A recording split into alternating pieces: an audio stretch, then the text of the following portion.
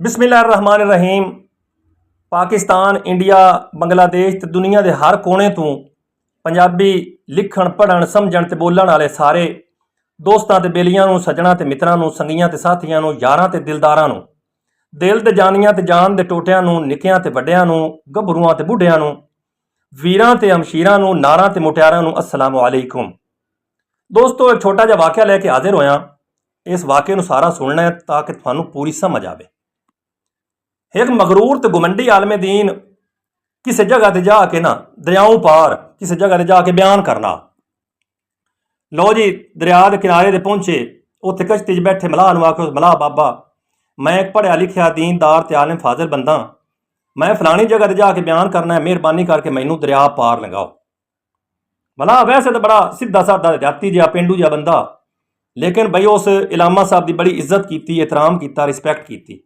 उन्होंने मुहब्बत नाल कश्ती में सवार करा के बड़ी साफ ते सुथरी जगह ते बवाया।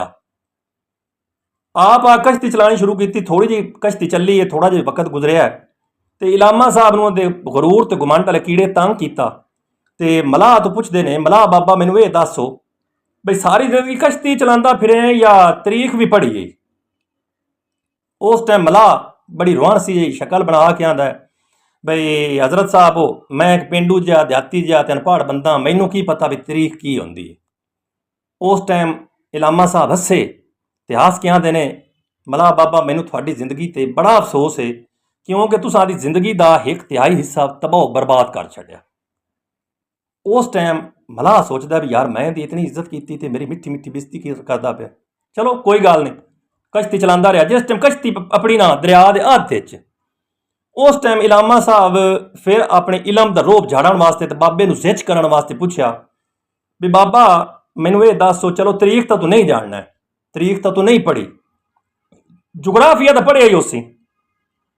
उस टाइम ना मलाह गुस्से नाल आख्या, हजरत साहब मैं तुहानूं अगे भी अर्ज कर चुकिया भी मैं एक देहाती अनपढ़ ते बिल्कुल पेंडू जिहा बंदा, मैं पढ़ना लिखना नहीं जानता, मैं तो स्कूल का मूँह भी कोई नहीं वेख्या, मैनू की पता भी जुगराफिया केड़ी बलां दा नां है। उस टाइम इलामा साहब फिर हसे ते इलामा साहब आख्या, मैनू बहुत अफसोस है, बहुत अफसोस है भी तुसां दी जिंदगी का अद्धा हिस्सा तबाह बर्बाद कर छड्या।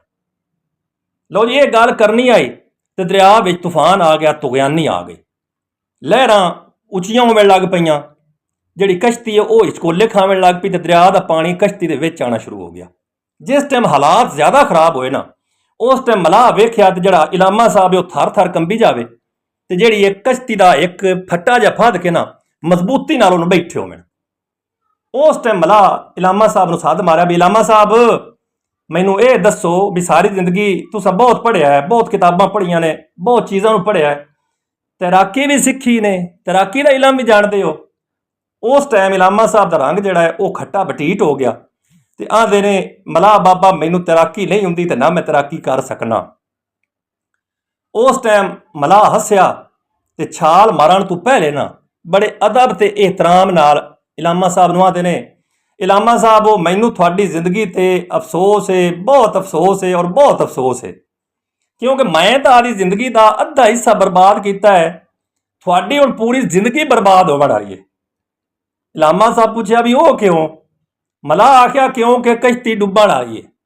ये गल करके ते मलाह ने छाल मारी ते पार लंघ गए ते जिहड़े इलामा साहब ने वो आदे गरूर ते गुमंड दे नाल कश्ती समेत ही गोते खांदे गए, डुब गए।